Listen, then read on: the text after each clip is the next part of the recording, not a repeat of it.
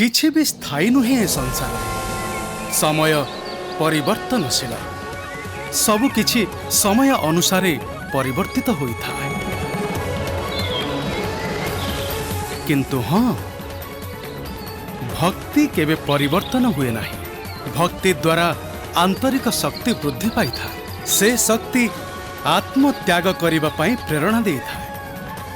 आउ जेबे मनुष्य प्रकृत आत्मत्याग करि थाए तेबे तार आत्मा ईश्वरंक प्रति पूर्ण रूप रे समर्पित होई रही था। किंतु स्वामी आत्मत्याग अनेक कठिन साधना द्वारा ही संभव होई थाए।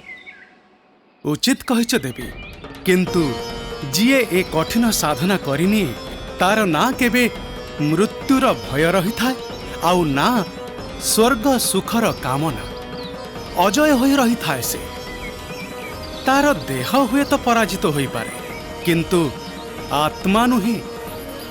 एथिपाई रावण अबा अन्य मनुष्यंक परि भय वासना एवं लालसा परि किछि बाह्य सुरक्षा कवच खोजिबा बदଳରେ आंतरिक सुरक्षा कवच खोजिबा आवश्यक जहा आत्मा को सुरक्षित करिथा।